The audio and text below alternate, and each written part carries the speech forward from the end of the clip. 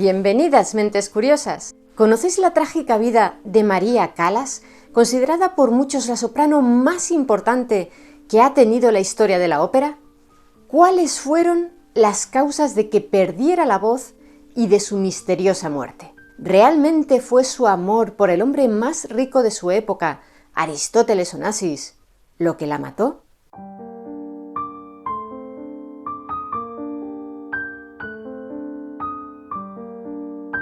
María, la mujer, y Callas, la gran artista que estuvo en la cima del mundo en los años 50, fueron dos caras de una misma moneda, de una vida que, por desgracia, no estuvo marcada por la felicidad, como ella misma reconoció. Pertenezco a los que dan. Quiero dar un poco de felicidad, aunque no haya tenido mucha para mí. La música ha enriquecido mi vida y espero que a través de mí, un poco, la del público. Si alguien salió de un teatro de ópera sintiéndose más feliz y en paz, yo logré mi propósito. La prensa del corazón halló un filón en aquella cantante que, de ser una joven insegura y con sobrepeso, se transformó en una cautivadora mujer capaz de conquistar a los hombres más poderosos del planeta. Sin embargo, su vida se vio truncada a los 53 años con una muerte que sorprendió al mundo y sobre la que aún hoy planean sospechas de suicidio. Os invitamos a acompañarnos en este viaje por la vida, las hazañas artísticas y la muerte de una mujer a quien la prensa dio con gran tino el apelativo de la Divina. María Ana Sofía Kikilia Kalogeropoulou nació el 2 de diciembre de 1923 en la ciudad de Nueva York. Bueno, el día 2 es la fecha que se suele tomar en cuenta para conmemorar su llegada a este mundo, pero en realidad ni ella tenía la certeza de que fuera la correcta, ya que su pasaporte decía que había sido ese día, pero en su acta de nacimiento aparece el 3 y su madre, Evangelia Dimitriadou, más conocida como Litsa, aseguraba que había sido el 4. Litsa y el padre de María, George Kalogeropoulou, eran de origen griego. No solo los separaban 15 años de diferencia, el padre era mayor que la madre, sino su procedencia e intereses. Mientras que Litsa pertenecía a una familia de la alta burguesía griega y había soñado desde joven con ascender socialmente y obtener reconocimiento artístico, ella misma había cantado pero no había tenido ningún éxito. George, que era farmacéutico, andaba por la vida sin grandes aspiraciones y desde luego la música o el arte en general no le suscitaban ningún interés. Cuando nació María, la pareja ya había tenido a su primogénita, Yakinzi, de 5 años y a quien después llamarían Jackie, y un hijo, Vasilis, que había fallecido el año anterior a la temprana edad de 3 años de meningitis. La muerte del pequeño, que había empeorado aún más los conflictos de pareja entre Litsa y George, María se crió en un hogar sin amor, fue decisiva para que el padre tomara la decisión de abandonar Grecia junto a su esposa, el bebé que venía en camino, y su hija Yakinzi. Cuando llegaron a Estados Unidos, Litsa estaba embarazada de 5 meses. Tenía la ilusión de que naciera un varón que ayudara a cerrar el hueco dejado por Vasilis. Sin embargo, nació María. Litsa tardó 4 días en querer ver a su bebé. Fue el germen de la difícil relación que a lo largo de toda su vida mantuvieron madre e hija. Os preguntaréis de dónde viene Callas si el padre se apellidaba Kalogeropoulou. En el certificado de nacimiento de la niña aparece el apellido Kalos, ya que el padre, una vez en territorio estadounidense, decidió acortar el apellido familiar para hacerlo más fácil, y volvería a cambiarlo unos 3 años más tarde por Callas al considerar que sonaba mejor. La vida de María estuvo a punto de ser muy corta, ya que en su infancia sufrió un accidente de tráfico. Cruzó corriendo una calle muy transitada para encontrarse con su hermana y un coche la atropelló. Tras 22 días en coma en el hospital, despertó y, por suerte, se recuperó rápidamente.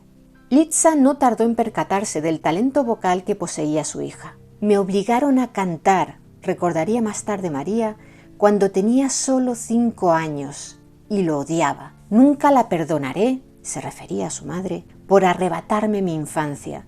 Durante todos los años que debería haber estado jugando y creciendo, estaba cantando o ganando dinero, explicó. La economía familiar no marchaba bien porque el padre había tenido que vender el negocio de farmacia que había abierto. Todo lo que hice por ellos fue mayoritariamente bueno y todo lo que ellos me hicieron fue mayoritariamente malo, explicaría la artista. Pese a que la madre se dio cuenta de que la pequeña era brillante, no dejaba de compararla continuamente con Jacquincy, y no para ensalzar precisamente las cualidades de María. Mi hermana era delgada, hermosa y simpática, y mi madre siempre la prefirió, le reprochó la artista ya de adulta a su progenitora. Yo era el patito feo, gordita, comía compulsivamente, torpe y con pocos amigos. Es una crueldad hacer que un niño se sienta feo y poco querido. Las continuas críticas de la madre le originaron además a María una falta de autoestima que tardaría en vencer. Además le dejó un deseo de ser amada que la persiguió toda la vida. Al menos sentía que la amaban cuando cantaba. En aquellos primeros años de su vida sentía un gran complejo de inferioridad, acrecentado por su miopía, que la obligaba a llevar unas gafas pesadas. Salvo por su voz. Se cuenta que María, a la edad de 10 años, ya cantaba arias de la ópera Carmen. Y según la anécdota contada por Liza en su libro Mi hija María Callas, publicado en 1960, cuando en un día caluroso en casa abrían las ventanas y la niña cantaba acompañándose de la pianola, frente al edificio se aglomeraba una gran multitud para escucharla y ovacionarla. Sin embargo, quizá deberíamos poner en cuarentena esta anécdota, ya que muchos críticos consideran esta biografía, publicada cuando María tenía 36 años y estaba en boca de todos, no solo por su talento artístico, sino por su relación con el magnate millonario Aristóteles Onassis, una obra de ficción que escribió para intentar sacarle provecho a la celebridad de su hija. En 1937, cuando María tenía 13 años, Liza, cansada de las infidelidades de su marido, tenía una amante llamada Alexandra, decidió regresar a Atenas. Se llevó a sus 2 hijas con ella. Allí intentó inscribir a María en el prestigioso Conservatorio de Atenas, pero no lo logró ya que su voz, en la que aún debía trabajar mucho, no impresionó en su audición al comité de expertos. La madre, que veía claramente el potencial de María, no se rindió y consiguió una cita con la profesora de canto María Trivella en el entonces nuevo Conservatorio Nacional. Para ello, Liza mintió. Dijo que la niña tenía 16 años y nadie lo dudó dado que era muy alta y corpulenta. La madre le pidió a Trivella que la aceptara como pupila a cambio de una tarifa reducida, porque no andaban precisamente sobrados de dinero. La profesora enseguida quedó encandilada por la voz de María, que consiguió una beca para estudiar. Trivella dijo de ella que el tono era cálido, lírico, intenso, se arremolinaba y brillaba como una llama y llenaba el aire con reverberaciones melodiosas como un carillón. También explicó que era un gran talento que necesitaba control, entrenamiento técnico y estricta disciplina para brillar en todo su esplendor. Aunque María tenía una voz bastante profunda, por la que a priori parecía destinada a ser contralto, su profesora se percató de que con un entrenamiento especial podía aspirar a ser una soprano dramática. Según palabras de Trivella, Callas fue una estudiante modelo, fanática e inflexible que dedicaba entre 5 y 6 horas al día a estudiar. En cambio, la niña nunca tuvo amigas de su edad, no disponía de tiempo para jugar, algo que lamentó mucho cuando ya era una adulta. 2 años después de iniciar sus lecciones con Trivella, en 1939, María volvió a presentarse a una audición para ingresar en el Conservatorio de Atenas, y esta vez lo consiguió. A sus 15 años se convirtió en alumna de una cantante española, la soprano aragonesa Elvira de Hidalgo, quien a sus 47 años había tenido una carrera como soprano a la altura de las grandes divas y como tal había cantado con las figuras más destacadas de la época dorada de la ópera, como el tenor italiano Enrico Caruso. De Hidalgo había actuado en algunos de los principales teatros del mundo y cosechado considerables éxitos interpretativos. Para cuando María se convirtió en su alumna, ya llevaba unos años retirada de los escenarios y se dedicaba a la enseñanza. Cuando empecé a darle clases a María, explicó años después, era el hazmerreír de todo el conservatorio. Era terriblemente torpe, gorda y desgarbada. Pero la niña trabajaba muy duro. A las 10 de la mañana llegaba para recibir su lección y se quedaba hasta las 8 de la tarde para poder escuchar al resto de estudiantes. Siempre callada, casi con el ceño fruncido, explicaba su profesora, se sentaba en un rincón. Estaba allí, observándome y escuchándome, mientras yo daba todas las demás lecciones, y aprendió todo lo que había que aprender. Según explicaría años más tarde María Calas, lo hacía porque consideraba que cualquier estudiante puede ser un ejemplo de enseñanza incluso para el estudiante más talentoso.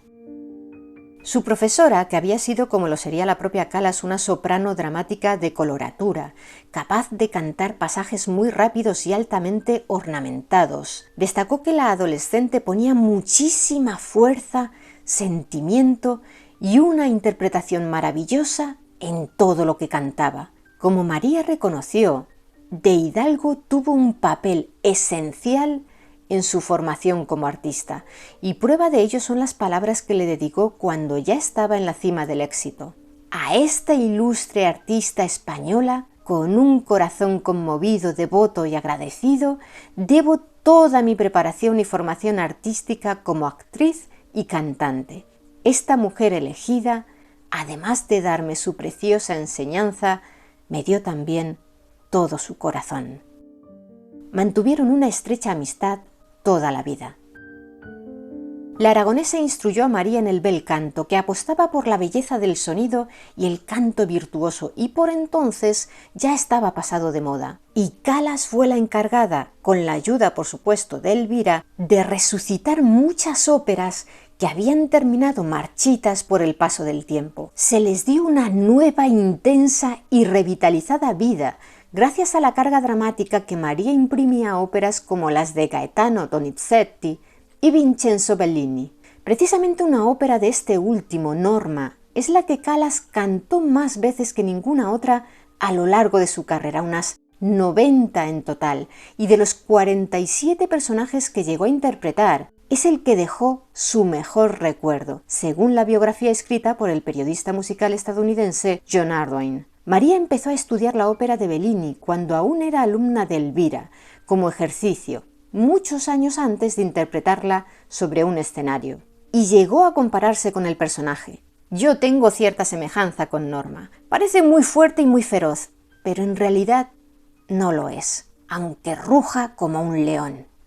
El personaje de Norma es una de las cumbres del bel canto romántico y uno de los papeles más difíciles de todo el repertorio lírico, en especial su aria Casta Diva, en la que la protagonista dirige una plegaria a la diosa Luna. Aquí podemos escuchar un pequeño extracto del aria en la voz de María Calas.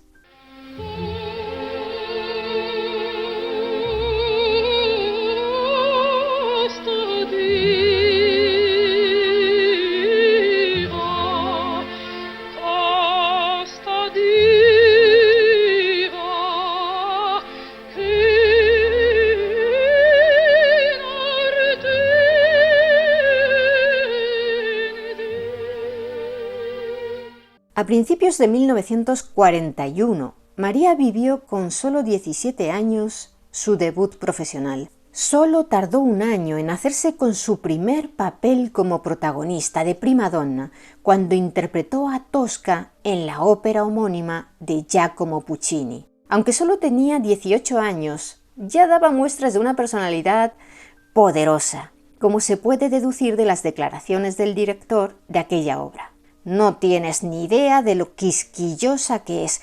Te saca de quicio, siempre te molesta por los detalles más triviales. ¿Lo repasamos una vez más, maestro? Te guste o no, te hace repetirlo todo de nuevo. Mientras que con los demás, solo tienes que decir la palabra ensayo y se ponen a mirar sus relojes. María Callas siempre fue muy perfeccionista y una trabajadora incansable, hasta el punto de ponerles las cosas difíciles no solo a los directores de las obras, sino también a los compañeros, a quienes exigía rendir también al máximo. Todo por el público. Soy tan difícil como necesito ser para alcanzar la perfección, llegó a decir. En el mundo de la música, todos en Grecia, incluidos los críticos, empezaron a ver que la joven poseía un talento único, no solo por su original y potente voz, sino por la fuerza de su capacidad interpretativa. Como hemos dicho, estamos en 1941, es decir, en plena Segunda Guerra Mundial. Ese año, Grecia había sufrido una invasión por parte de la Italia de Benito Mussolini y la Alemania de Adolf Hitler. La ocupación por las fuerzas del Eje duraría 3 años y medio y provocó terribles penurias para la población civil griega. Más de 300.000 personas murieron a causa del hambre y miles más por las represalias de fascistas y nazis. Además, la economía del país quedó en ruinas.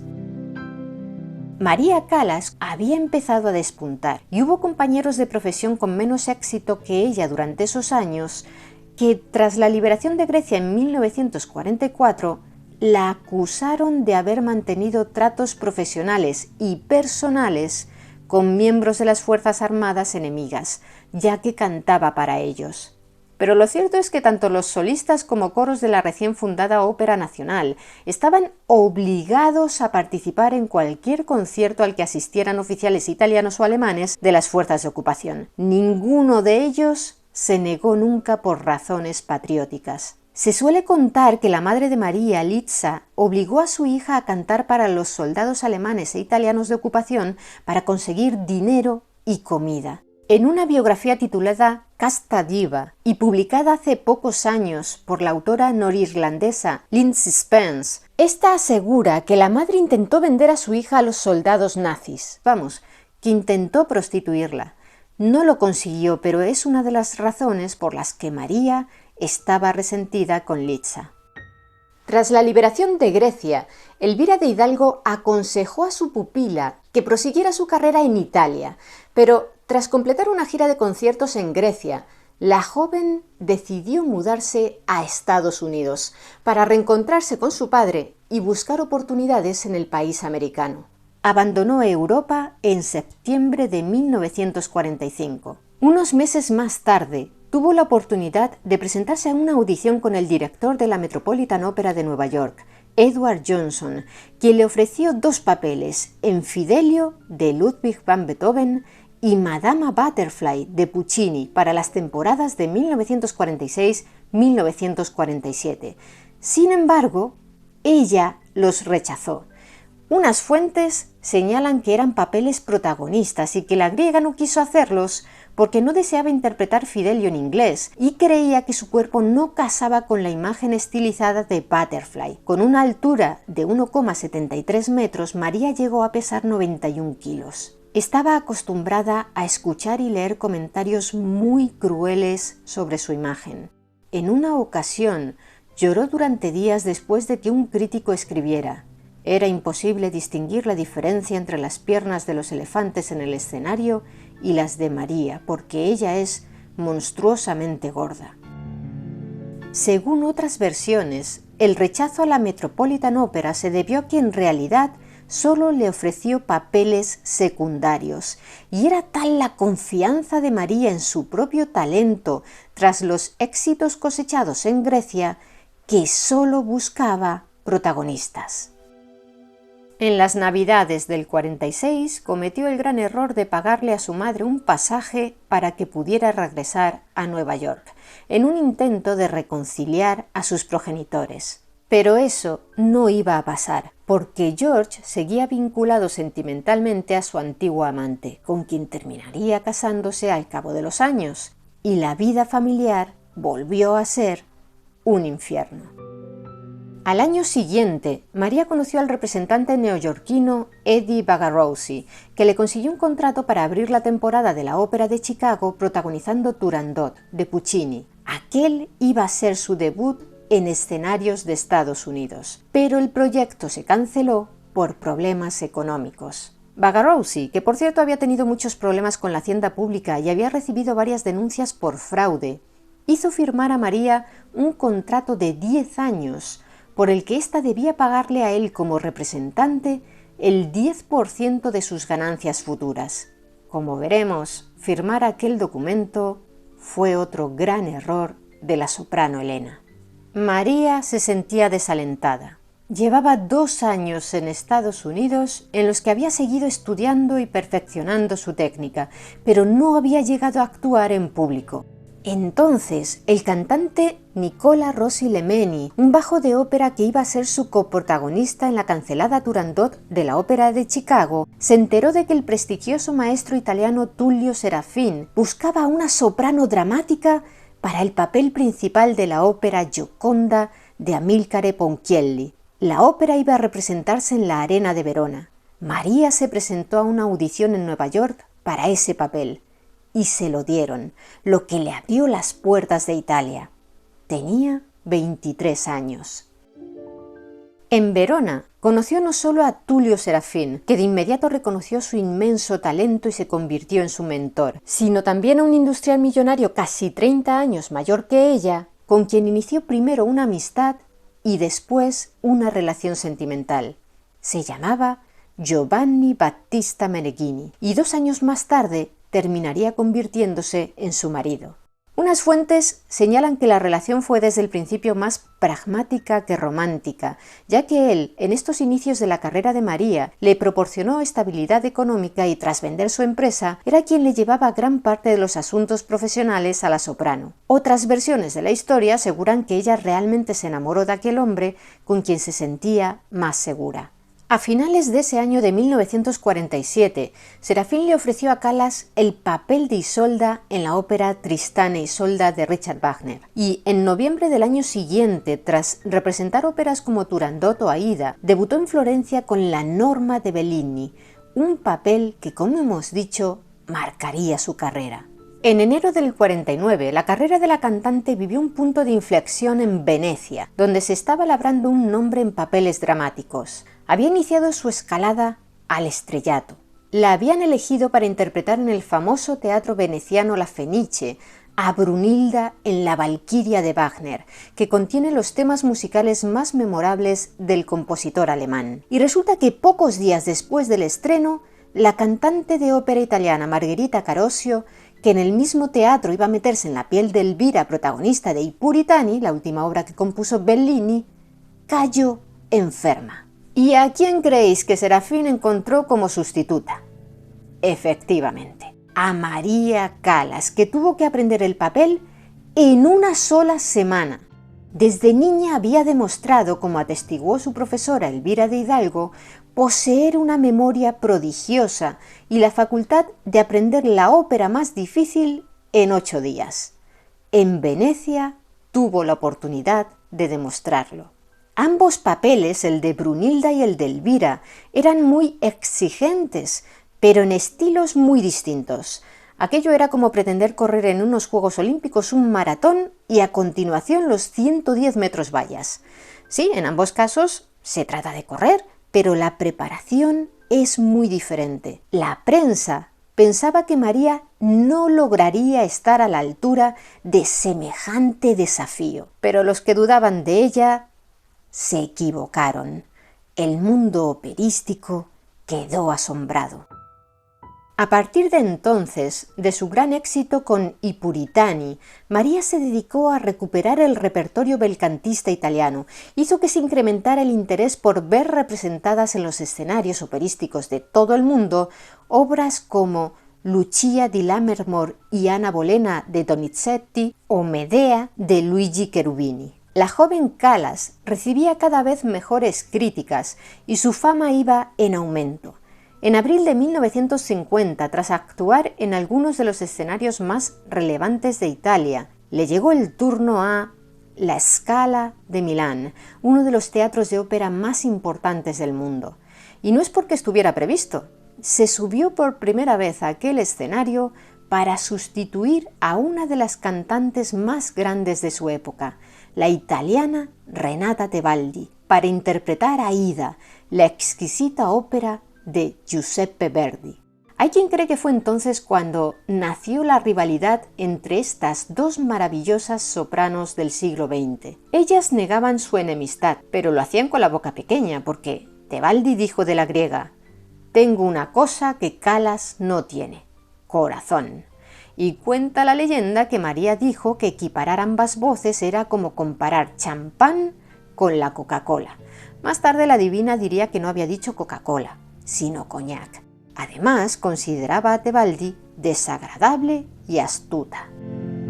En esta época también brillaba otra gran leyenda de la lírica, la soprano española Victoria de los Ángeles, aunque ella siempre se mantuvo en un elegante segundo plano en la disputa de las otras dos. Una curiosidad, que ya sabéis que nos gustan mucho.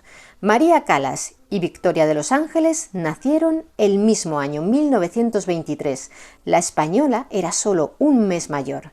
Y Victoria de los Ángeles y Renata Tebaldi, quien era casi 2 años mayor que sus rivales, dejaron este mundo con solo medio mes de diferencia, en 2005. Otra española, la gran Montserrat Caballé, era 10 años menor que María y Victoria, y en este inicio de los años 50, con la Calas en pleno ascenso hacia la fama, aún tenía 17 añitos. Pero volvamos con nuestra protagonista de hoy.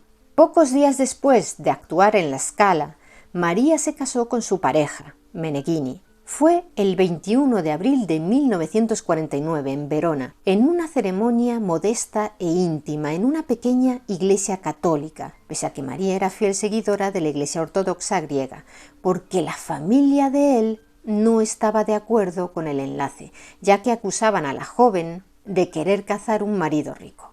Ella tenía 25 años, él 54. La misma noche de su boda, partió sola hacia tierras americanas para una gira por Argentina que le había conseguido su agente y ya esposo.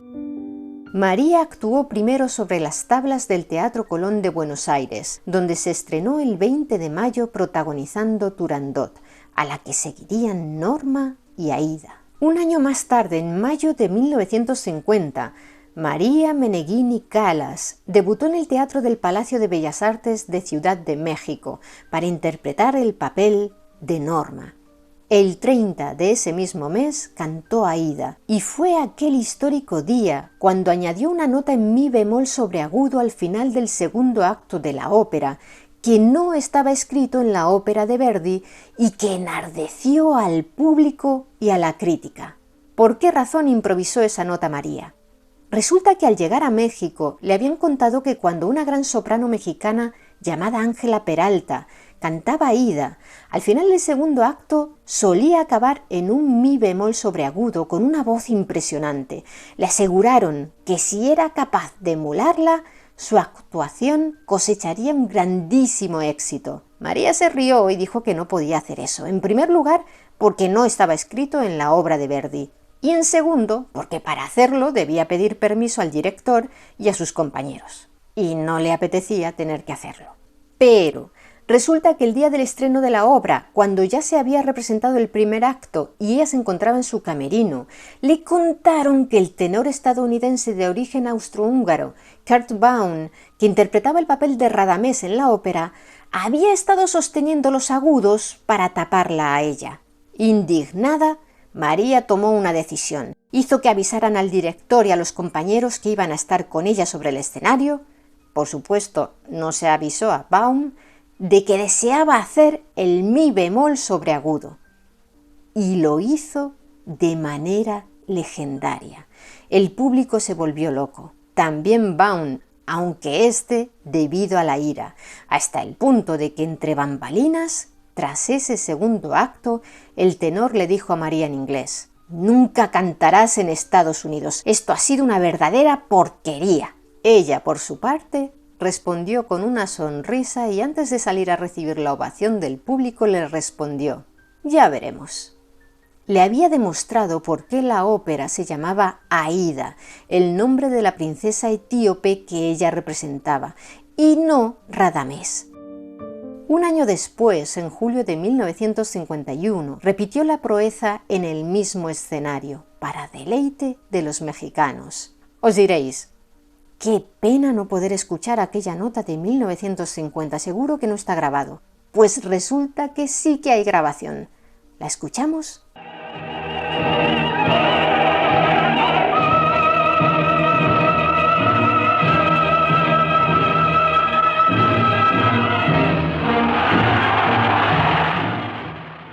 Es impresionante la fuerza con la que llega a la nota, ¿no creéis?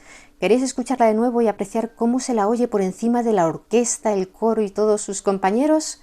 Son 7 segundos mágicos.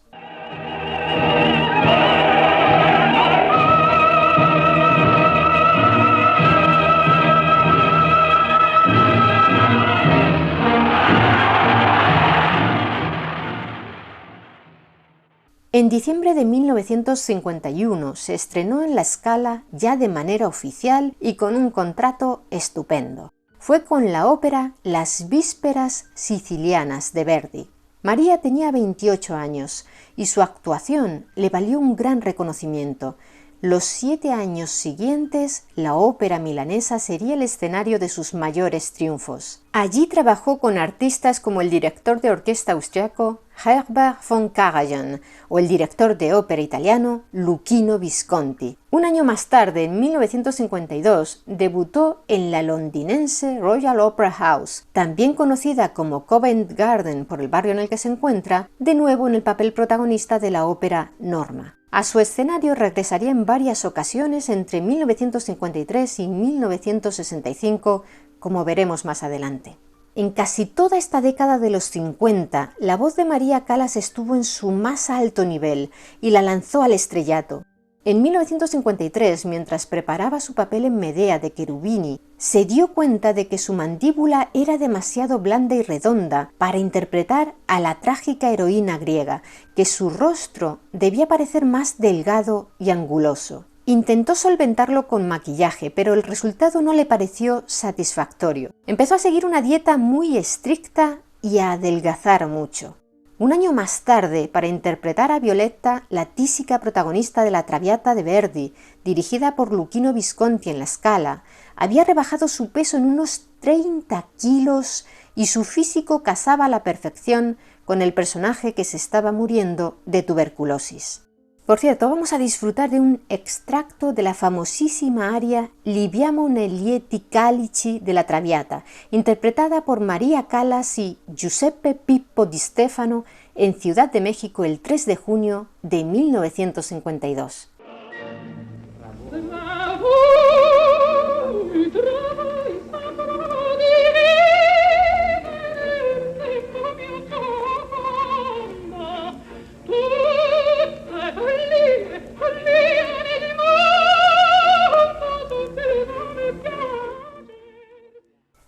Aquella drástica pérdida de peso desató los rumores de que había ingerido a propósito una tenia, un parásito que se aloja en el intestino del huésped y absorbe parte de los nutrientes que ingiere, lo que puede suponer hasta la muerte. Existe la leyenda de que se tragó la tenia en una copa de champán, pero es solo eso, una leyenda. Si tomamos como ciertas las palabras de su chef personal, Elena Pozzan, la soprano y ella misma se infectaron en varias ocasiones de tenias, pero no a propósito, sino como consecuencia de una dieta alta en proteínas, basada en comer carnes a la parrilla poco hechas o incluso cruda, como el stick tartare. La infección por tenia tiene como origen comer carne cruda o mal cocida de animales infectados. La soprano se empezó a preocupar mucho más por su imagen, parecía una modelo de alta costura, y empezó a visitar a diseñadores famosos para convertirse en un símbolo de la elegancia. Nunca volvería a engordar. Adelgazar le dio más seguridad en su aspecto y más aplomo sobre los escenarios. Se ganó una reputación inmerecida por sus supuestos arrebatos de diva, pero lo cierto es que no le temblaba la mano. A la hora de cancelar eventos, sí veía que no cumplían los estándares de calidad que ella exigía y que eran muy altos, y reclamaba lo que le parecía justo. Se armó un buen revuelo cuando pidió que le igualaran el salario no solo con los cantantes masculinos, sino también con los directores. En su momento ella dijo: Realmente no me interesa el dinero, pero debe ser más de lo que recibe cualquier otra persona. Cuando a la soprano italiana Adelina Patti, la más famosa del último cuarto del siglo XIX y prototipo de la diva de ópera, le reprocharon que cobrara mucho más que el presidente de Estados Unidos, se limitó a contestar: pues que cante él. Al fin y al cabo, cuando el público iba a escuchar una ópera, ¿por quién compraban la entrada? ¿Recordáis que el tenor Kurt Baum le aseguró a María que tendría las puertas de Estados Unidos cerradas? Bueno, pues se equivocaba. Debutó allí en 1954. Cantó las óperas de Norma la Traviata y después Lucia di Lammermoor en la Ópera de Chicago. Fue un rotundo éxito. En noviembre de 1955, también en Chicago, María Callas vivió un episodio muy desagradable. Acababa de interpretar la ópera Madama Butterfly de Puccini y, de vuelta en su camerino, con la ovación del público aún resonando en el teatro, se presentó un marshal llamado Stanley Pringle para hacerle entrega de un requerimiento judicial que la informaba de una demanda presentada contra ella por su anterior representante. ¿Os acordáis de él? Eddie Bagarozzi. La denunciaba ahora que estaba en la cima de su carrera artística por haber incumplido la exclusividad que tenía con él. Le reclamaba a la griega $100.000, que después pasaron a ser $300.000, en concepto de ese 10% de sus ganancias estimadas que le correspondía a él por el contrato que habían firmado en el 47, ya que nunca se había rescindido, pese a que él no trabajó para ella en todo ese tiempo como agente teatral.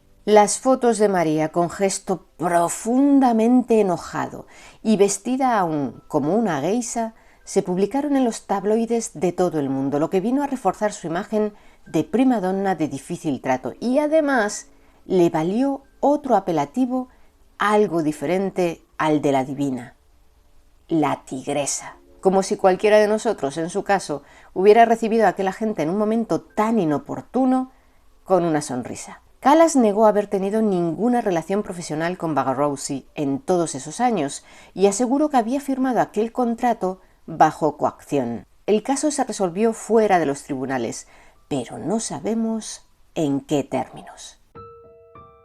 No fue hasta finales de octubre de 1956 cuando la soprano griega realizó su esperado debut en Nueva York, en la Metropolitan Opera, donde una década antes había rechazado los papeles que le habían ofrecido, como vimos, según algunas fuentes, de personajes secundarios. Costó que se pusieran de acuerdo a nivel económico el Met y Meneghini, pero lo lograron y el resultado fue de nuevo un gran éxito de público y crítica. Justo antes del estreno, la revista Time llevó a María Callas a su portada y en su artículo dijo de ella que se había consagrado como reina indiscutible de la ópera mundial, aunque también incluyó las turbias historias de los enfrentamientos que la primadona mantenía con su madre, Liza. A lo largo de los años 50, María cortaría todos los lazos con su progenitora, que le exigía dinero constantemente. En el reportaje de Time se contaba que en 1951 Liza le había escrito a su hija desde Atenas, donde vivía con su otra hija, Jackie, para pedirle $100. Para el pan de cada día, le dijo. María fue muy dura en su respuesta. No nos vengas con tus problemas. Tuve que trabajar para ganarme el dinero y tú también eres lo suficientemente joven para trabajar. Liza tenía unos 57 años. Si no puedes ganar suficiente dinero para vivir, puedes saltar por la ventana o ahogarte. Duras palabras que muestran el resentimiento que sentía por su madre y que María justificaba así. Dicen que mi familia está muy escasa de dinero. Ante Dios digo, ¿por qué me tienen que echar la culpa? No siento culpa ni gratitud. Me gusta ser amable, pero no hay que esperar agradecimientos porque no los vas a recibir. Así es la vida. Si algún día necesito ayuda, no esperaré nada de nadie. Cuando sea mayor, nadie se va a preocupar por mí. Tampoco la madre se quedaba atrás. La escritora Lindsay Spence, autora de Casta Diva, encontró en una carta de Liza dirigida a su hija las siguientes palabras: «Estás muerta para mí. Espero que tengas cáncer de garganta». Nunca se reconciliaron y es que además Liza intentó chantajearla. Le pedía dinero para no vender historias sobre ella a la prensa, además de publicar en 1960 la biografía que antes hemos mencionado en un intento por ganar dinero a expensas de la reputación de su hija. María fallecería 5 años antes que su madre. La divina no solo estaba distanciada de su progenitora, también del resto de su familia. Según la biografía publicada por Spence, el padre al final de su vida llegó a pedirle dinero con la excusa de que se estaba muriendo de cáncer en un hospital de caridad, pero no era cierto. Entre 1956 y 1959 empezaron a aparecer sus primeros problemas al cantar, pero aún se mantuvo en esos años en lo más alto y era capaz de ofrecer un espectáculo inigualable sobre los escenarios. Luego repasaremos las teorías sobre ese deterioro de la voz que se fue haciendo cada vez más evidente con el paso de los años. Y ha llegado la hora de introducir en la historia al que fue el hombre más importante en la vida de María Callas, el también griego Aristóteles Onassis, un magnate naviero multimillonario que le dio un completo vuelco a la vida de la divina. Se conocieron el 3 de septiembre de 1957, durante un baile de máscaras organizado en honor de María por Elsa Maxwell, una periodista estadounidense de 74 años, especializada en chismes de la alta sociedad y muy temida porque desde su columna de cotilleos se dedicaba a adular o despellejar al elegido de turno. De hecho, tiempo atrás, la Callas había sido víctima de sus ataques, ya que Maxwell era amiga de Renata Tebaldi, la rival de la griega. Pero tras conocerse en persona, la columnista había sucumbido a la cautivadora personalidad de la griega. Fue Maxwell quien introdujo a Callas en el mundo de la jet set. En aquel baile de máscaras, Aristóteles Onassis y María conectaron de inmediato. Los dos eran griegos famosos, ella de 33 años por su arte y él de 51 por su dinero, aunque su relación sentimental no se iniciaría hasta 2 años más tarde, como veremos. Para poder acudir a aquella fiesta, la divina había cancelado en agosto una función en el Festival de Edimburgo de la Sonnambula de Bellini, organizada por La Scala. Fue un auténtico escándalo. Acusaron a la primadonna de marcharse antes de su última actuación en la capital escocesa, una actitud que consideraron propia de una diva caprichosa y poco profesional. En realidad, ella había respetado su contrato con La Scala, que era de 4 funciones. Solo se había negado a llevar a cabo una 5ª actuación que se había pactado sin su consentimiento. También 1958 fue un año de polémicas y disputas para la divina. El primer escándalo se produjo el 2 de enero.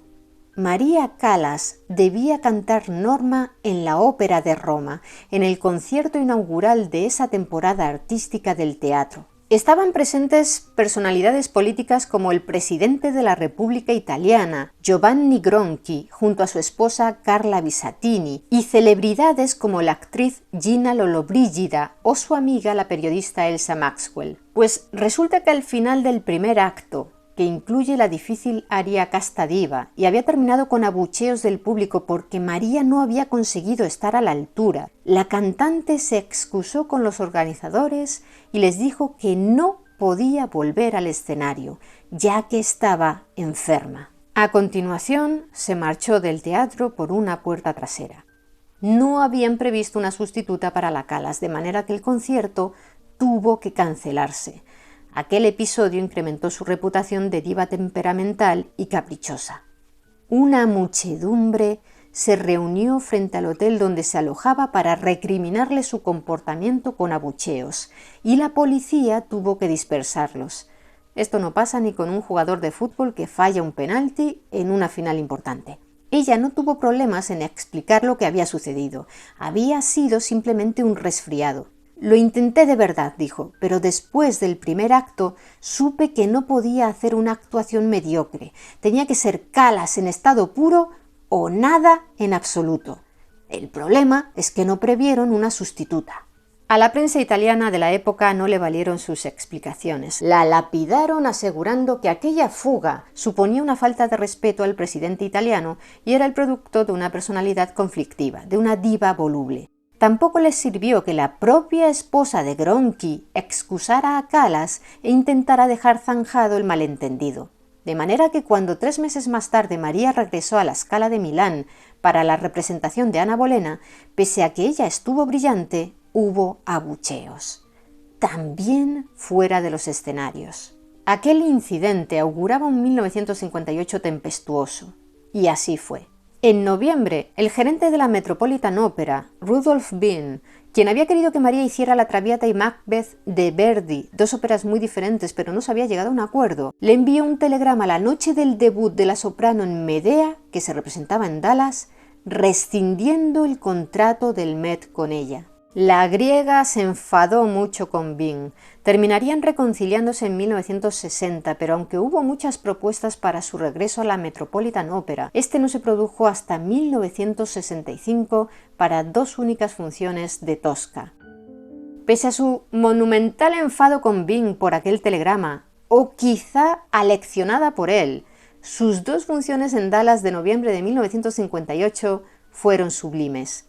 Junto a ella actuaba una joven mezzosoprano de solo 25 años que interpretaba a la esclava Neris, la madrileña Teresa Berganza. Ambas se hicieron amigas y esa amistad perduró hasta la trágica y temprana muerte de la griega. En este breve extracto las vemos sobre el escenario con el bajo griego Nicola Zaccaria como Creonte, rey de Corinto.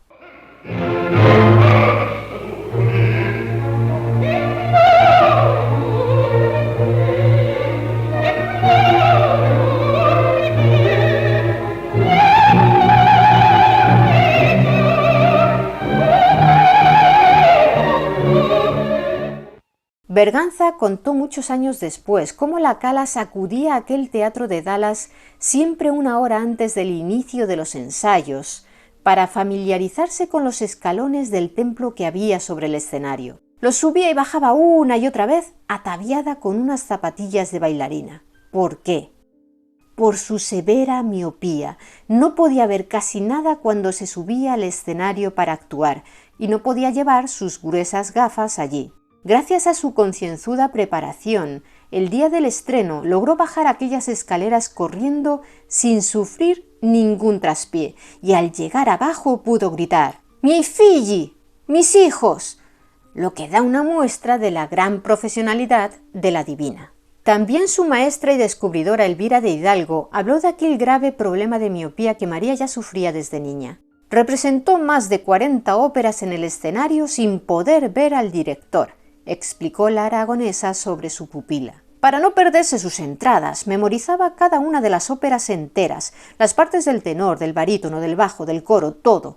Cuando vino a verme al conservatorio, ya tenía la costumbre de aprenderse la ópera entera de memoria, explicó de Hidalgo.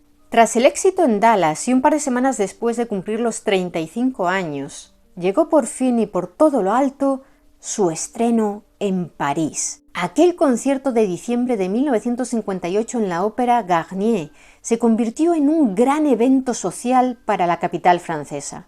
Entre el público había rostros muy conocidos de la época, desde los actores Charlie Chaplin y Brigitte Bardot, al poeta y dramaturgo Jean Cocteau, los duques de Windsor, el presidente francés del momento, René Coty, y Aristóteles Onassis y su esposa, Athina Libanus, más conocida como Tina. Algunos biógrafos consideran que tras aquel legendario concierto, el millonario griego se propuso añadir a María a su larga lista de conquistas amorosas. Sobre el escenario apareció una imponente María Callas, cubierta con un elegante vestido de terciopelo rojo, acompañado de una estola del mismo color y de joyas cuyo valor rondaba el $1.000.000, unos 11 millones de dólares actuales. El concierto incluía una selección de fragmentos de ópera como la famosa Casta diva de Norma y el segundo acto de Tosca. Aquí os mostramos un extracto interpretando una voce poco fa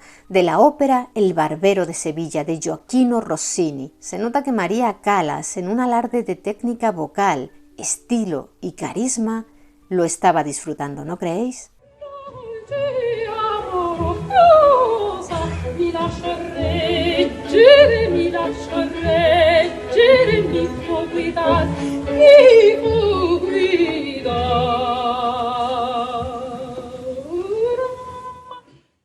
La historia de la grabación de este concierto es muy curiosa porque no fue hasta 2021 cuando el director de cine francés Tom Wolfe descubrió unos rollos abandonados en un sótano de la ciudad de Atenas, que eran ni más ni menos que la película con la grabación original de aquella mítica actuación que había conservado María y llevaba perdida décadas. Así, tras un largo trabajo de restauración de aquellos carretes originales, en 2023, conmemorando el centenario del nacimiento de la diva, se pudo estrenar en los cines la película Calas, París, 1958, y además a todo color. Fue un concierto para la historia. Para desgracia de su protagonista y de sus fans, no quedaba mucho para que el reinado de María Callas llegara a su fin, porque este concierto fue el punto culmen de su carrera, que después dio paso a otra época de su vida mucho más complicada a raíz de que en 1959 iniciara su relación sentimental con Aristóteles Onassis. Por cierto, algunos de los que nos estáis viendo os estáis preguntando si la divina llegó a actuar en España, y la respuesta es sí, lo hizo en 5 ocasiones, 3 en Madrid, una en Barcelona y otra en Bilbao. Su debut en España había tenido lugar el mismo año del mítico concierto en París, en marzo, en el Cine Monumental de la capital, hoy sede de la Orquesta de Radiotelevisión Española. Un año más tarde, en mayo del 59, regresó a Madrid, al Teatro de la Zarzuela, y pocos días después visitó el Liceu de Barcelona. Aterrizó en el aeropuerto del Prat acompañada de su marido, de su maestra de canto Elvira de Hidalgo y de la periodista Elsa Maxwell, y a pie de pista la esperaba el tenor canario Alfredo Kraus, que había trabajado con ella. Un año antes habían actuado juntos en Lisboa, interpretando una Traviata que muchos consideran legendaria. Él y Teresa Berganza fueron los únicos cantantes españoles que coincidieron con ella sobre los escenarios. El público del Liceu no fue fácil porque tenían como soprano favorita a Renata Tebaldi, ya sabéis, la gran rival de Callas. Ni en esta ni en ninguna de sus actuaciones en España llegó a brillar de manera tan exultante como lo había hecho en los años anteriores en otros teatros del mundo. Tampoco la última vez que cantó en España, en 1973, de nuevo en Madrid, donde ofreció un recital en el marco de su gira de despedida, de la que más tarde hablaremos. Entre los espectadores se encontraba la entonces futura reina, doña Sofía.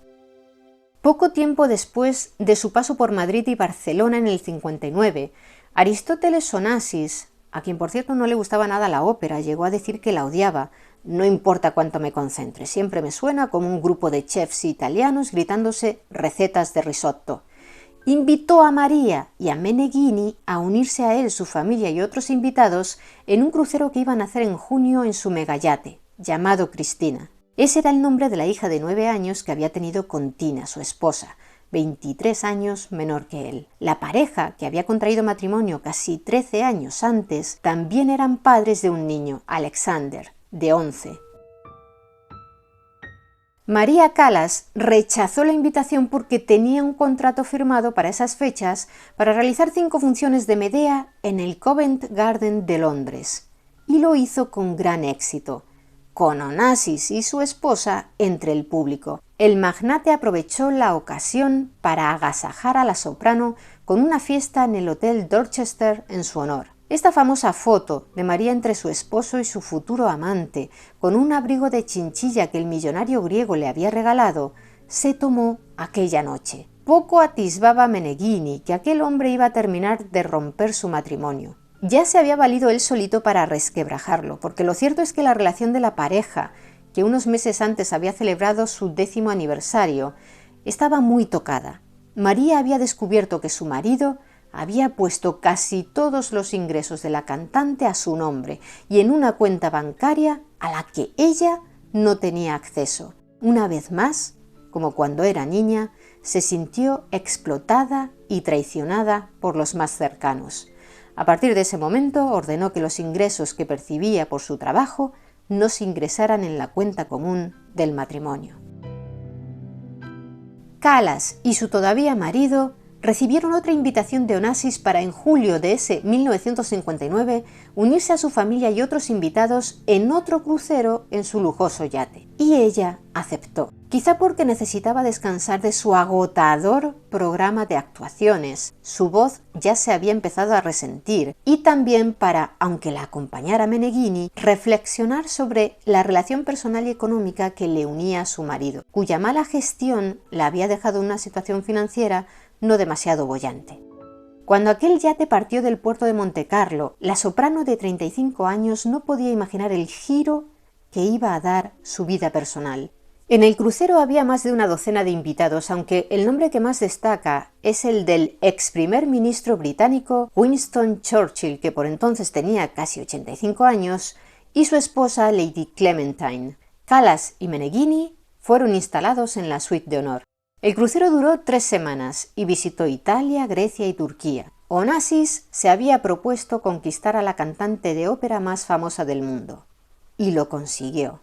El tormentoso romance entre ambos se inició en aquel crucero.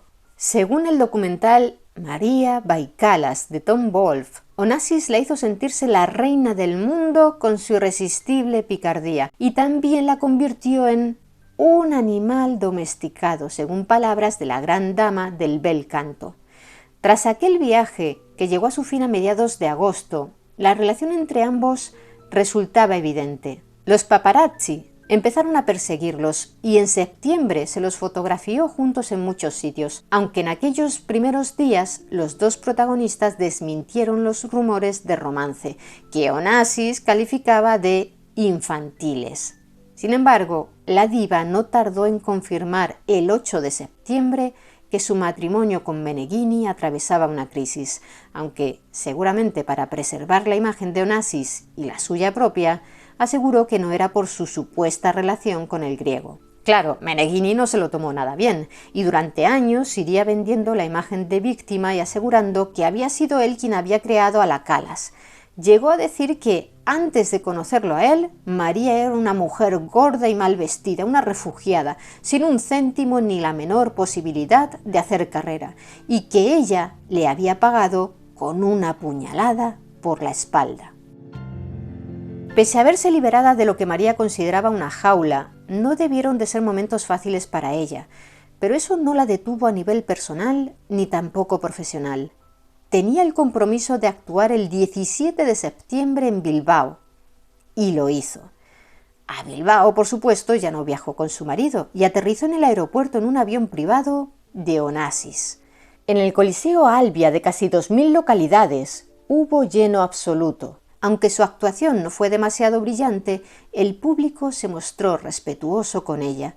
Algunas fuentes apuntan que se la veía nerviosa, y otras añaden que podría deberse a que por entonces supuestamente ya estaba embarazada de un hijo de Onassis.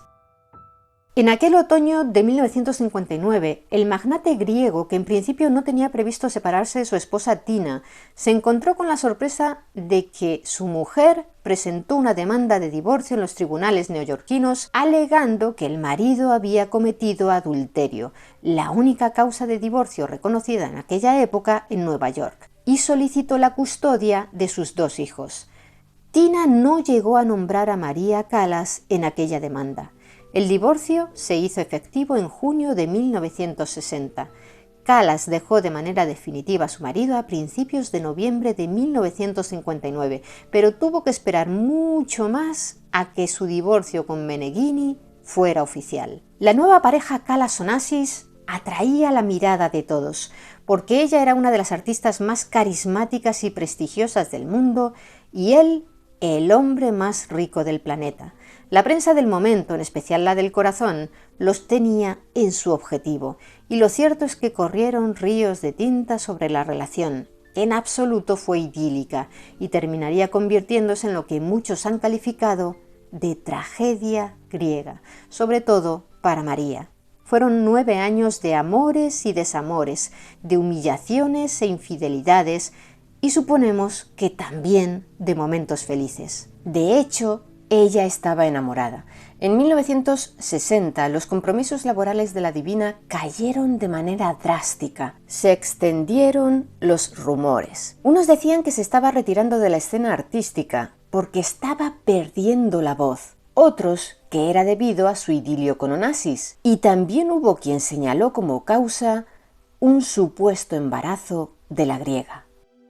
Existe bastante controversia y no pocas especulaciones sobre ese tema y lo que sucedió con el feto.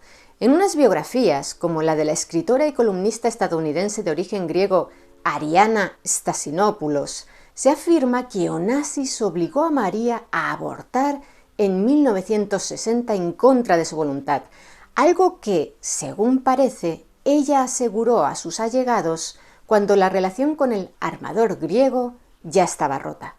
En la escrita por Lindsay Spence se dice que María se negó a interrumpir el embarazo. Sus firmes convicciones religiosas le habrían impedido dejarse practicar un aborto y además soñaba con ser madre, pero luego perdió el feto de manera espontánea a los 4 meses, tras enfermar de un virus. En una biografía del periodista estadounidense Nicholas Gage, titulada Fuego griego, se cuenta que en realidad aquel hijo sí llegó a nacer por cesárea en Roma el 30 de marzo de 1960, pero el pequeño, un varón 8mesino según esta versión, falleció con solo un par de horas de vida. Gage dedica en su biografía de María Callas un capítulo al supuesto hijo secreto que la soprano tuvo con Onassis. Según cuenta, fue la cantante quien presionó a su ginecólogo de Milán un mes antes de que el embarazo llegara a término para que hiciera nacer al niño de manera prematura por cesárea tan pronto como fuera seguro, supuestamente porque temía que él, Onassis,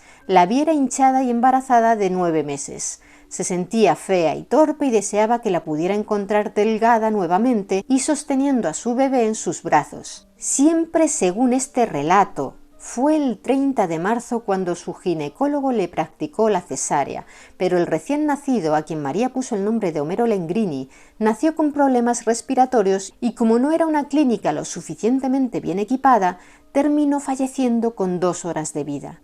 Hay autores muy críticos con esta hipótesis, ya que no creen posible que María pudiera ocultar al mundo un embarazo de 8 meses. Al parecer, sí nació un niño llamado Homero Lengrini en aquella clínica el 30 de marzo. Existe su certificado de nacimiento y el de su defunción a las 2 horas, pero es falso, según defiende Lindsay Spence, que ese niño fuera el hijo de María Callas y que usara Lengrini como un alias para ocultar la ascendencia del bebé, porque además la griega ni siquiera estaba en Milán en esa fecha. En septiembre de 1961, María Callas vivió un momento difícil con el público de la Scala de Milán, donde Renata Tebaldi había sabido aprovechar la ausencia de la divina para volver a erigirse en la favorita de los aficionados milaneses. La griega cantó Medea, que tantos éxitos le había deparado, pero su declive artístico ya había empezado y el público no se mostró comprensivo. Le debió de doler mucho a la soprano que aquellos antiguos admiradores a los que durante más de una década había ofrecido tantas actuaciones brillantes la abuchearan y silbaran. Así que aguardó un momento de la representación en el que Medea le dice a Jasón: «Crudel, crudel, ho dado tutto a te, cruel, cruel, te lo he dado todo». Y en lugar de dirigirse al tenor, miró hacia el público con los ojos encendidos y mostrándoles su puño en actitud desafiante. Los que silbaban dejaron de hacerlo y la función terminó con una clamorosa ovación para la tigresa. En mayo del 62 viajó a Nueva York para actuar en el Madison Square Garden con motivo del 45 cumpleaños del presidente John F. Kennedy. La soprano interpretó un fragmento de la ópera Carmen. Sin embargo, aquella noche, la gran estrella de la velada fue otra: Marilyn Monroe y su histórico Happy Birthday Mr. President a su amante.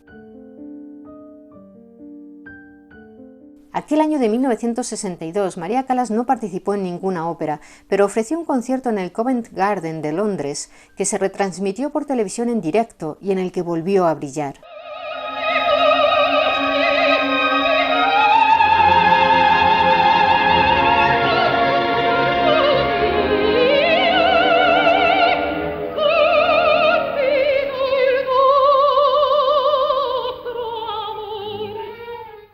En el otoño de 1963, la esposa de Mr. President, Jacqueline Kennedy, a quien la Callas llegaría a odiar profundamente, recibió una invitación de su hermana, Lee Radziwill, para realizar una escapada de 3 semanas al Mediterráneo en un yate que ya conocemos, el Christina de Onassis.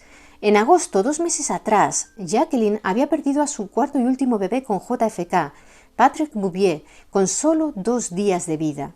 Se rumoreaba que su hermana, que estaba casada con un príncipe polaco, había iniciado un romance con Onassis, una nueva infidelidad del magnate. Como podéis imaginar, el griego no invitó a María a unirse a ese crucero, una humillación más que sumar. Tampoco al presidente Kennedy le gustaba nada la idea de que su mujer se embarcara en aquel crucero, ya que en esa misma década Onassis había tenido problemas con la justicia en Estados Unidos y habían llegado a arrestarle acusado de fraude y conspiración en relación con la compra de barcos excedentes de la Segunda Guerra Mundial. Los cargos se habían retirado a cambio del pago de una suculenta multa, $7 millones, unos 70 millones de los actuales. Sin embargo, al final JFK accedió a que su esposa fuera al crucero porque ya se lo había negado 2 años antes. El yate partió el 4 de octubre de 1963 y concluyó 2 semanas después. El asesinato del presidente en Dallas se produjo un mes más tarde, el 22 de noviembre, y Jacqueline Kennedy se convirtió en la viuda de América y un tiempo después en el objetivo de las conquistas de Onassis, cuya relación con María, que ya no brillaba como antes sobre los escenarios y sus actuaciones eran escasas, se había vuelto más fría. A primeros de 1964, después de 2 años sin participar ni en una sola ópera, únicamente había dado algunos conciertos y había tenido sesiones de grabación, María Callas reapareció con Tosca en Londres, en el Covent Garden, y en mayo al fin hizo su debut operístico en París. ¿Con qué obra? No podía ser otra. Norma, que hacía 4 años que no interpretaba. Tuvo 8 funciones. Al estreno acudió su pareja Onassis, junto a otras muchas personalidades políticas y culturales de la época, y pese a que solo ella, callada, llenaba el escenario con su imponente presencia, era imposible no notar el declive de su voz. Pero era una luchadora nata, y en 1965 intentó volver a ser la que era. Aceptó cantar en febrero 9 funciones de Tosca en la Ópera de París, en marzo 2 en el Met, con un regreso triunfal a un escenario en el que llevaba 7 años sin cantar y donde, por cierto, tuvo como espectadora de excepción a Jacqueline Kennedy, que ya estaba siendo cortejada por Onassis. En mayo ofreció 5 representaciones de Norma de nuevo en la capital francesa, aunque en la última de ellas no pudo completar la función, y en julio se volvió a meter en el papel de Tosca en el Covent Garden. Aquella fue la última vez que se subió a un escenario para actuar en una ópera. El director fue Franco Zeffirelli y el papel masculino de Scarpia lo interpretó el famoso barítono italiano Tito Gobbi. Entre el público asistente se encontraba parte de la familia real británica, incluida la monarca, Isabel II. Fue el último gran triunfo de María. En ese año de 1965 fue cuando Montserrat Caballé, que había iniciado su exitosa carrera en el Liceu de Barcelona una década antes, empezó a erigirse como una leyenda de la ópera a nivel mundial, gracias a su interpretación del papel de Lucrecia Borgia en la ópera homónima de Donizetti, al sustituir a la titular Marilyn Horne, que se encontraba indispuesta. El New York Times, en su crítica, aseguró que la voz de la española era de una belleza cautivadora, con un tono oscuro y pulido, casi como el de una viola, y que era comparable a María Callas. La carrera de la superba despegó de forma meteórica casi al mismo tiempo que la de la divina se detenía abruptamente. María Callas estuvo sin cantar en público durante un periodo de 8 años. Regresaría en 1973, pero antes, y volviendo a su vida personal, que por supuesto marcó y para mal su vida profesional, en el 66 María seguía siendo la pareja de Aristóteles Onassis, que no la veía ya con los mismos ojos del inicio de la relación. Para colmo, el divorcio con Meneghini parecía no llegar nunca a su fin, y María tenía deseos de poder ser libre para tener la opción de casarse con Onassis. De manera que en 1966 usó una treta para lograr invalidar en Grecia su matrimonio. Renunció a su ciudadanía estadounidense para conservar solo la helena, ya que las leyes de este país europeo en aquella época señalaban que cualquier matrimonio de un hombre o una mujer griega que no se hubiera celebrado en una iglesia ortodoxa, el de María y Meneghini se había oficiado en una iglesia católica, se consideraba inválido. Así, el matrimonio entre ambos solo era válido en Italia. María aún tuvo que esperar a 1971, el mismo año en que entró en vigor la ley que permitió el divorcio en el país transalpino, para que la ruptura fuera definitiva y universal. En el mismo año de 1966, Onassis, que daba una de cal y otra de arena, le regaló a María su lujoso apartamento parisino de la Avenue Georges Mandel, número 36. No se sabe cuándo iniciaron exactamente su relación Jacqueline Kennedy y Aristóteles. Hay quien señala precisamente el 66, pero lo que está claro es que coincidió en el tiempo con la relación de María y el armador griego. Fue una relación muy discreta. Aún así, María estaba al tanto. En el verano del 68, Onassis invitó a la Calas a reunirse con él en el yate Cristina. Sin embargo, al poco tiempo le pidió que se fuera porque esperaba invitados. Pese a la nueva humillación, ella seguía confiando en poder reconciliarse con él, algo que era imposible porque ya había planes de boda con la viuda de América. El mundo entero se sorprendió al saber que en octubre de 1968 Jacqueline y Aristóteles se iban a casar en la isla privada de Skorpios, que el millonario había adquirido 5 años antes durante su relación con la Calas y habían convertido en un paraíso para ellos dos donde poder vivir alejados de las miradas indiscretas de la prensa. La propia María, después de 9 años de relación tormentosa con él, con infidelidades, disputas, pasiones y odios desenfrenados, todo ello digno efectivamente de una tragedia griega, se enteró de la impactante noticia de la boda y de la traición de Onassis a través de los medios de comunicación, apuntan unas fuentes, o a través de un mayordomo de Onassis, a tenor de lo que dicen otras. Según la revista Time, María, poco después de la boda, hizo el siguiente comentario: Jacqueline ha hecho bien en darles a sus hijos un abuelo. El griego era 23 años mayor que la ex primera dama. Muchos son los que creen que Onassis se arrepintió pronto de su decisión y se dio cuenta de que en realidad seguía queriendo a María y que por eso la buscó en muchas ocasiones para retomar la relación. Pero el caché social que le daba la viuda de Kennedy al heleno no se lo podía dar María, que procedía de una familia de orígenes humildes y había dejado de ser la divina. Así que no tomó la decisión de divorciarse.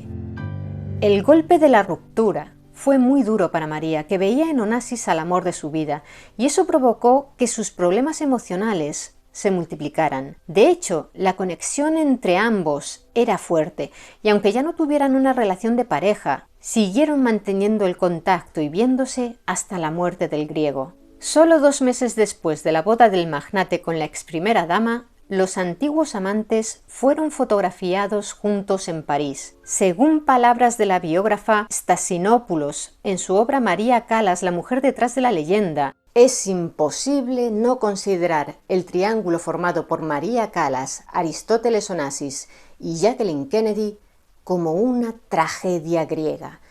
Todos los elementos están presentes y al final del espectáculo el escenario estaba sembrado de cadáveres. Al año siguiente de la boda de Onassis, en 1969, María, que tenía 46 años, conoció al escritor y director de cine italiano Pierpaolo Pasolini, que para entonces ya había dirigido películas como Teorema, Mamma Roma, El Evangelio según San Mateo o Edipo Rey. Se hicieron amigos y acometieron juntos un proyecto: la adaptación cinematográfica de la Medea de Eurípides. La Calas ya había hecho el papel de Medea sobre los escenarios, pero aquella era su primera película y no tenía que cantar, solo actuar. Durante el rodaje de la película, Maria y Pasolini tenían el corazón tocado, ella por el abandono de Onassis y él porque había perdido toda esperanza con el actor Ninetto Davoli, quien por entonces tenía 21 años y del que se había enamorado cuando el joven tenía 14 años. Así que ambos intentaron llenar los vacíos que otros les habían dejado con una relación amorosa imposible entre ellos. La griega sabía perfectamente que Pasolini era homosexual y la relación se supone que era platónica, aunque desde luego se daban apasionados besos. Él, que llegó a dedicarle un poema, dijo sobre la Calas: «Aparte de mi madre, ella es la única mujer que he amado». Tras el rodaje de Medea, que se proyectó en los cines ese mismo año, pero no obtuvo el beneplácito del público, la soprano y el director se siguieron viendo, aunque al final los contactos se produjeron sobre todo a distancia, hasta que la noche del 1 al 2 de noviembre de 1975, el escritor, poeta y director de cine fue brutalmente asesinado en la playa de Ostia, Italia. En su cuerpo había señales de muchos golpes e incluso de haberle pasado por encima su propio vehículo, un Alfa Romeo. Tenía el cráneo roto. Al principio confesó el crimen Pino Pelosi, un joven de 17 años que se prostituía y alegó defensa propia. Se supone que se había marchado con Pasolini para mantener con él relaciones sexuales, pero cuando el joven le dijo que ya no quería hacerlo, se inició una pelea entre ambos que terminó en la muerte del intelectual. Su historia parecía no encajar porque el muchacho, que no era de constitución robusta como Pasolini, no presentaba ningún golpe en su cuerpo, cuando la víctima era experto en artes marciales. Años más tarde, tras su puesta en libertad, Pelosi defendió su inocencia y acusó del crimen a un grupo de hombres con acento siciliano. Todavía hoy se manejan diversas hipótesis sobre quiénes fueron los asesinos e instigadores, y una de ellas señala que podría estar vinculado con un libro que Pasolini estaba escribiendo sobre el caso Mattei, un político e industrial italiano que había sido asesinado en 1962. Pero, como os decimos, sigue siendo un enigma quién mató a Pasolini, que falleció a los 53 años. Quien seguro lloró su muerte fue Maria, que le sobrevivió un par de años para morir exactamente a su misma edad. Regresemos con la Calas al otoño-invierno de 1971, porque en ese periodo regresó a los escenarios. No para actuar, sino para dar unas clases magistrales a alumnos en el principal conservatorio de artes escénicas de Nueva York, la Escuela Juilliard, donde se la pudo ver como una cantante reflexiva, con deseos de transmitir a los demás sus conocimientos. En 1973, Aristóteles Onassis vivió la tragedia de la muerte de su hijo Alexander con solo 24 años de edad en un accidente de aviación, lo que le sumió en una profunda depresión. Contactaba con Maria para buscar su consuelo, pero para entonces la cantante griega estaba a punto de regresar a los escenarios. Habían pasado 8 años de su última actuación. Fue el tenor italiano Giuseppe Di Stefano, uno de los cantantes de ópera más populares de la posguerra y gran amigo al que Maria conocía desde hacía décadas. Habían trabajado juntos por primera vez en 1951 en la Traviata dirigida por Tullio Serafin en Sao Paulo, Brasil, quien la convenció para volver a los teatros, pese a que ella se encontraba en un estado de profunda tristeza y decaimiento. Maria se embarcó en esta gira crepuscular de despedida mundial que se prolongó durante 2 años y llevó a ambos artistas a actuar en diversos países europeos, Estados Unidos y Japón. Aunque el público en general les brindó una buena acogida dado que ambos eran legendarios, por desgracia, para entonces Maria había dejado de ser la divina. La vida no solo le había pasado factura a nivel anímico, sino también a su voz, y su compañero, a quien solían llamar Pippo, tampoco estaba en su mejor momento, aunque eso no les impedía volver a protagonizar sobre los escenarios momentos brillantes e inolvidables.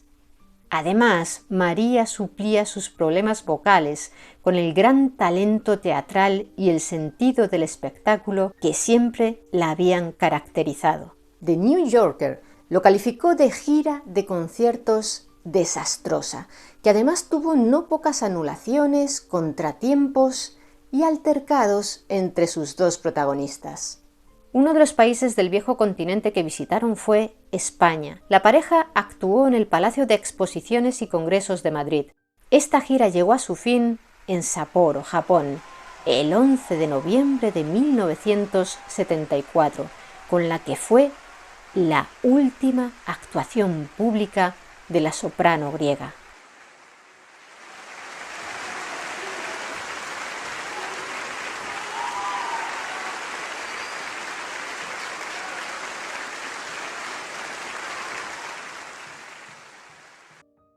Ese mismo año de 1974, María visitó de nuevo Barcelona, pero esta vez no por una razón profesional, sino de incógnito, con motivo de la grabación de un disco de su compañero Di Stefano con Montserrat Caballé, que lo admiraba desde hacía mucho tiempo. Y porque la Calas acompañó a Di Stefano. Había rumores de que tenían una relación sentimental desde 1972. Si eso es cierto, quizás sea la razón por la que María aceptó realizar aquella gira con él. Di Stefano estaba casado con su primera esposa, María Girolami, y juntos habían tenido 3 hijos. Aunque la supuesta pareja no confirmó el romance, años más tarde, en 1992, sí habló de él Girolami en su libro de memorias Calas nemica mía, Calas mi enemiga. Según esta obra, en diciembre de 1975, Pippo le reconoció que María y él habían sido amantes los 3 últimos años. El matrimonio de Di Stefano se rompería de manera definitiva al año siguiente. En 1975, María vivió la muerte de 2 hombres que habían sido muy importantes en su vida. El primero de ellos, Aristóteles Onassis, que falleció el 15 de marzo debido a una neumonía a los 69 años de edad. Se suele contar que su entonces esposa, Jacqueline, había dado órdenes de que María no pudiera visitar a su marido en el hospital donde se encontraba ingresado, en Neuilly-sur-Seine, en las cercanías de París. Unas fuentes dicen que María no llegó a despedirse de su antiguo amante, otras que sí. Según Kiki Ferudi Moutsatsos, la entonces secretaria personal de Aristóteles, autora de una biografía titulada Las mujeres de Onassis, fue ella misma quien orquestó la visita secreta de la cantante griega a Aristo, que era como María llamaba al amor de su vida. Lo hicieron a escondidas de la esposa del moribundo y de la hija de este, Cristina, que aún le guardaba rencor a la griega al considerar que había roto el matrimonio de sus padres. Tuviera lugar o no ese último encuentro, al parecer el único objeto personal que Onassis se llevó al hospital fue una manta roja de cachemira de Hermès que justamente le había regalado María Calas. 8 meses después de perder definitivamente a Onassis, se produjo el terrible asesinato de Pasolini. También falleció al poco tiempo otro de sus amigos cercanos, el director de ópera Luchino Visconti. La Calas dejó de prestar atención a su imagen. Se recluyó en su lujoso apartamento parisino donde vivía desde 1968 y empezó a evitar el contacto incluso con sus amigos. Vivía aislada, acompañada eso sí por sus adorados perros, los únicos que según ella nunca la traicionarían, y su inseparable y fiel ama de llaves, Bruna Lupoli, que la sirvió durante 24 años y compartió los avatares de su carrera profesional y también de su vida personal. Es seguro que nadie como ella, que falleció en 2017 a los 95 años de edad, conocía los secretos más íntimos de la griega. ¿Y Giuseppe Di Stefano? ¿Seguía manteniendo una relación con él?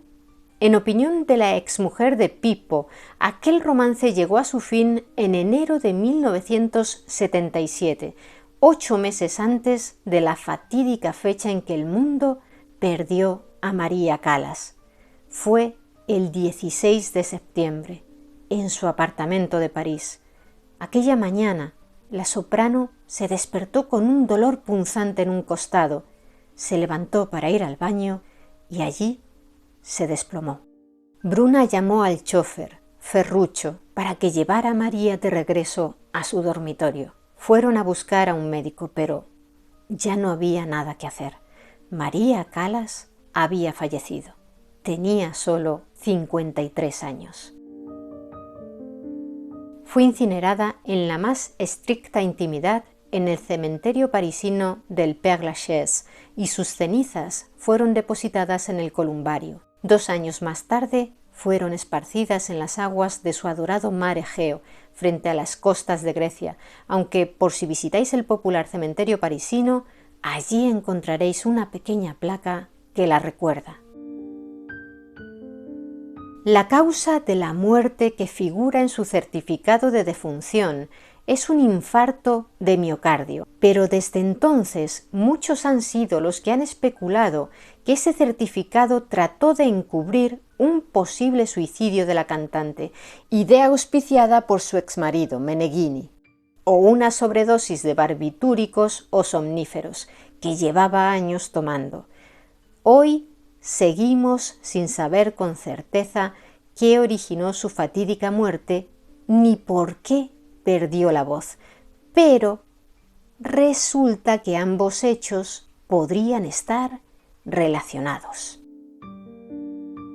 Entre los posibles factores que influyeron en la pérdida de su voz se han señalado el esfuerzo excesivo que realizó durante los primeros años de su carrera debido a la exigencia técnica de muchos de los papeles que eligió interpretar. Su propia profesora de Hidalgo dijo que María abusó de los dones que Dios le había concedido al querer cantarlo todo. Una pérdida de músculo laríngeo debido a la dieta extrema que le había permitido adelgazar tanto, o la angustia y el estrés nervioso que le produjo la ruptura de su relación sentimental con el amor de su vida, aunque, como hemos visto, sus problemas con la voz databan de tiempo atrás. Pues bien, un estudio reciente llevado a cabo en la Universidad de Bolonia por 2 médicos italianos especialistas en foniatría, Franco Fusi y Nico Paolillo, señala que lo que le arrebató la voz a la divina pudo ser una dermatomiositis, una enfermedad del tejido conectivo que causa inflamación tanto en la piel como en los músculos, incluidos los de la laringe que se usan para cantar, y que puede generar un notable deterioro de las cuerdas vocales. La dermatomiositis habría provocado que su voz fuera degenerando, algo que resultó más evidente en los años 60, aunque algunas fuentes no descartan que la enfermedad estuviera presente ya en los años 50. Estos investigadores italianos analizaron grabaciones de las mismas canciones interpretadas por la soprano griega en diferentes años y las sometieron a análisis espectrográficos que revelaron que en los últimos años de su carrera María se había convertido en una mezzosoprano, no podía llegar bien a las notas altas. También estudiaron los últimos vídeos de la Callas, en los que según su diagnóstico se podía apreciar la debilidad y laxitud de los músculos de la cantante. En realidad, en 1975, la soprano griega ya había sido diagnosticada con dermatomiositis por un famoso doctor de Roma, Mario Jacobazzo, también médico del presidente italiano Aldo Moro. Jacobazzo la visitó en su apartamento de París y enseguida detectó una mancha morada en su cuello y vio que las manos de la diva presentaban bultos. María le dijo: «Mire, doctor, estas ya no son las manos dulces, tiernas y puras de Tosca, sino las de un trabajador». Según explicó este médico en un artículo publicado por el periódico italiano La Stampa en el año 2002, la Callas le pidió que descartara las hipótesis de los otorrinos que la habían reconocido hasta ese momento, los más prestigiosos del mundo, quienes le habían diagnosticado una disfonía debido a un uso demasiado frecuente y prolongado de la laringe. Entre otros síntomas, la soprano griega sufría debilidad muscular y dolores en las articulaciones. Como hemos dicho, el diagnóstico del doctor Jacobazzo en el 75 fue dermatomiositis. Para tratar la inflamación, le recetó el fármaco prednisona, un corticosteroide, y después de 3 meses, la terapia tuvo un efecto positivo sobre la disfonía. María notó cierta mejoría hasta el punto de que le dijo a este médico en 1976 a través de una llamada telefónica que se sentía preparada para volver a los escenarios junto a Di Stefano. Creía haber recuperado los tonos altos y medios, parte integral de la compleja textura de la voz. El doctor no volvió a tener noticias de ella hasta 1977, cuando se produjo su trágica muerte. Preguntado por la causa del fallecimiento, Jacobaccio tenía la sospecha de que la dermatomiositis había provocado un infarto de miocardio, que es la causa de la muerte que figura en su certificado de defunción. Los investigadores Fusi y Paulillo, autores del estudio reciente que os hemos mencionado y que han investigado el cuadro clínico expuesto por Jacobaccio, han explicado que precisamente los corticoides e inmunosupresores con los que se trata la dermatomiositis también pueden llevar a provocar insuficiencia cardíaca. Su estudio es importante porque descarta la hipótesis, a menudo muy exhibida en los medios de comunicación, de que murió por amor, de que su fallecimiento se debió a una depresión vinculada a su ruptura con Aristóteles Onassis, por una sobredosis de barbitúricos o directamente por un suicidio. ¿Y recordáis la polémica fuga de la Callas en el 58 durante un concierto en Roma en el que se encontraba también el presidente italiano Giovanni Gronchi? Pues, según estos investigadores, un análisis espectrográfico de ese archivo sonoro muestra una voz cansada, ya sin el control que antes mostraba la griega. Era cierto que María no se encontraba bien y muy probablemente sus músculos del cuello ya estaban cediendo a la enfermedad. Seguro que muchos os estáis preguntando si María Callas fue o no la mejor soprano del siglo XX, pero no tenemos la respuesta porque depende de los gustos de cada uno. Habrá quienes digan que sí, que ha sido la mejor de la historia. Otros señalarán a Renata Tebaldi o a Joan Sutherland. Otros a Montserrat Caballé, a la que la propia María calificó como su única digna sucesora. Lo cierto es que el New York Times aseguró que María Callas más Renata Tebaldi igual a Caballé. No existe consenso a la hora de juzgar el talento de María Callas, de juzgar su voz, ni en su época ni en esta. Algunos la consideran la mejor entre las mejores y otros, en cambio, critican una voz fea, demasiado metálica. Los expertos dicen que cuando cantaba mal, lo hacía fatal, pero cuando lo hacía bien, era insuperable, la divina. Unos años antes de que empezaran a llamarla así, uno de sus mentores, Tullio Serafin, definió su voz, al parecer afectuosamente, como una grande bochacha, lo que podría traducirse como un vozarrón, una voz fea pero también grande. La propia Callas decía de su voz que era como una criatura independiente sobre la que tenía muy poco control. Algunos dicen que tengo una voz hermosa, explicaba, otros dicen que no. Es una cuestión de opinión. Lo único que puedo decir es que a quienes no les guste, no deberían venir a escucharme. Muy de María Callas esa frase. Pero es que la cualidad especial de su voz no era solo un rango vocal inusual, sino también su increíble capacidad de transmitir las emociones, merced a su intensidad dramática. Porque llegaba al espectador como actriz. En Norma lloraba lágrimas de verdad. Su capacidad para expresar odio era sublime, por ejemplo en Medea. A su singular voz, de portentosas facultades y gran técnica, capaz de cantar desde obras ligeras a dramáticas, le debemos que abriera nuevos caminos en el repertorio operístico. Asimismo, las personas que la escuchaban en vivo se sorprendían por la gran potencia de su voz sin ningún tipo de amplificación. A veces el suyo podía no ser un sonido tan hermoso como el de otras cantantes de ópera, pero sin duda impactaba y conmovía. También como persona, unos la veían como un ángel y otros como un demonio, pero ella misma lo dejó muy claro. No soy un ángel ni pretendo serlo. No es uno de mis papeles, pero tampoco soy un demonio. Soy una mujer y una artista seria. y así es como me gustaría ser juzgada.